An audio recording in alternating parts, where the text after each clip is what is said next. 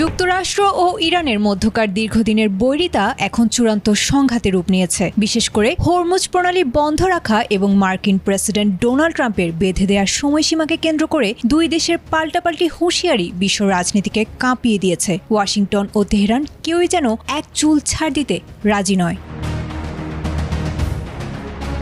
ঘটনার সূত্রপাত মার্কিন প্রেসিডেন্ট ডোনাল্ড ট্রাম্পের একটি কড়া হুঁশিয়ারি থেকে। তিনি ইরানকে স্পষ্ট জানিয়ে দিয়েছেন, মঙ্গলবার রাত ৮টার মধ্যে হরমুজ প্রণালী পুনরায় খুলে দিতে হবে। এর আগে কয়েকবার সময়সীমা বাড়লেও ট্রাম্প এবার স্পষ্ট জানিয়েছেন এটাই চূড়ান্ত সময় এবং এরপর আর কোনো ছাড় দেয়া হবে না। এমনকি ইরান সংঘাত থামানোর যে প্রস্তাব দিয়েছিল তাকেও যথেষ্ট নয় বলে প্রত্যাখ্যান করেছেন তিনি। ট্রাম্পের দাবি, এই সময়ের মধ্যে প্রণালী না খুললে মার্কিন সামরিক অভিযান আরও জোরদার করা হবে।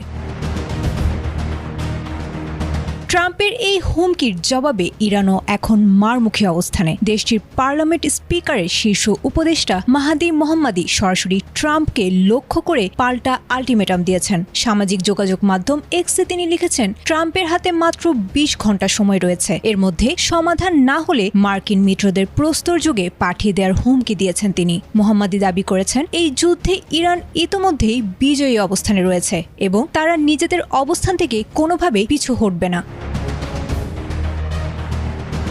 ইরানের পক্ষ থেকে আরও জানানো হয়েছে, তারা এমন কোনো সমাধান মেনে নেবে না যা তাদের জাতীয় স্বার্থকে খর্ব করে, বরং তারা এই অঞ্চলে নিজেদের প্রভাব বজায় রেখে একটি নতুন নিরাপত্তা কাঠামো গড়তে চায়।